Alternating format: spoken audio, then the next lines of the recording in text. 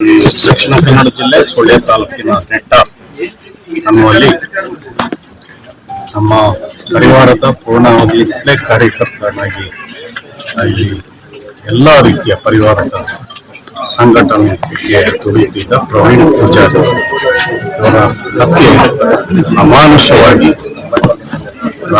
ನಡೆದಿದೆ. ಬಹುಶಃ ಇದೊಂದು ಅಮಾನೀಯ ಕೃತ್ಯ ಅಂತಲೇ ಹೇಳ್ತೇವೆ.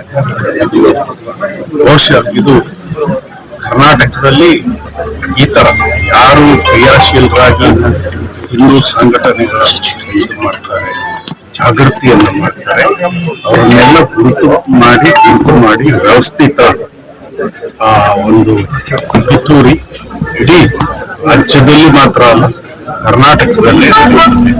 ನಾನು ನಿನ್ನೆ ಬೀದರ್ಲಿದ್ದೆ, ಆಗಲೂ ಹೇಳಿದೆ, ಇದರಲ್ಲಿ ನೇರವಾಗಿ ವಿದೇಶಿ ಸಂಘಟನೆಗಳ ಕೈವಾಡಲು ಬಹಳ ದೊಡ್ಡ ರೀತಿಯಲ್ಲಿ ತನಿಖೆ ಆಗ್ಬೇಕಾಗ್ತದೆ. ಇದರ ಗಮನಕ್ಕೆ ತಂದಿದೆ. ನಾನು ಈ ಸಂದರ್ಭದಲ್ಲಿ ನಾವು ಎಷ್ಟೇ ಹೇಳಿದ್ರು, ಎಷ್ಟೇ ಸಮಾಧಾನ ಹೇಳಿದ್ರು, ಪ್ರಾಣ ಕಳ್ಕೊಂಡವರು ಮತ್ತೆ ವಾಪಸ್ ಬರ್ಲಿಕ್ಕೆ ಸಾಧ್ಯತೆ ಇಲ್ಲ. ಆದ್ರೂ ಅವರ ಆತ್ಮಕ್ಕೆ ಶಾಂತಿ ದೊರಕಬೇಕಾದ್ರೆ ಯಾರು ಈ ಕೃತ್ಯದಲ್ಲಿ ಭಾಗಿಯಾಗಿದ್ದಾರೆ ಅವರಿಗೆ ಕಾನೂನಿನಂತೆ ಏನಾಗಬೇಕು ಅದು ಆಗ್ಲೇಬೇಕಾಗಿದೆ. ಅದಕ್ಕೇನು ಪೂರಕವಾಗಿ ಮಾಡಬೇಕು ಅದನ್ನ ಸರ್ಕಾರದ ಕಡೆಯಿಂದ ಮಾಡ್ತದೆ. ನಮ್ಮ ಸ್ಥಳೀಯ ಶಾಸಕರು ಹಾಗೆ ಮಂತ್ರಿಗಳು ಇದ್ದಾರೆ, ಅವರು ವಿಶೇಷ ಮುತುವರ್ಜಿ ವಹಿಸಿದ್ದಾರೆ. ಖಂಡಿತ ಅದನ್ನ ಮಾಡ್ತೇವೆ. ಆದರೆ ನಂದೊಂದು ವಿಶೇಷ ಮನವಿ, ಸನ್ಮಾನ್ಯ ಮುಖ್ಯಮಂತ್ರಿಗಳು ಹೇಳಿದ್ದೇನೆ, ಇದು ಸ್ಥಳೀಯ ಪೊಲೀಸರೊಂದಿಗೆ NIA ಏನು ರಾಷ್ಟ್ರೀಯ ತನಿಖಾ ದಳ ಅಂತಿದೆ, ಅದರಿಂದ ತನಿಖೆ ಆಗಲೇಬೇಕಾದಂತ ಅವಶ್ಯಕತೆ ಇದೆ.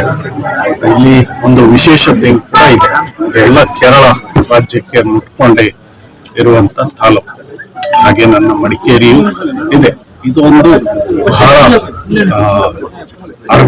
ಆರ್ಗನೈಸ್ಡ್ ಕೊಲೆಗಳು ಇವತ್ತು ನಡೀತಾ ಇದೆ. ಇದಕ್ಕೆ ಅಂತ್ಯ ಹಾಡದೆ ಹೋದ್ರೆ ಇಲ್ಲಿ ಬಹುಶಃ ಯಾರು ಸಂಘಟನೆ ಜನಜಾಗೃತಿ ಮಾಡುವಂತದ್ದು ಸಾಧ್ಯತೆ ಇಲ್ಲ. ಇದನ್ನು ಸರ್ಕಾರವೂ ಕೂಡ ಗಂಭೀರವಾಗಿ ತೆಗೆದುಕೊಂಡಿದೆ. ಸುದ್ದಿ ಚಾನಲ್, ಕ್ಷಣ ಕ್ಷಣದ ಸುದ್ದಿಗಾಗಿ.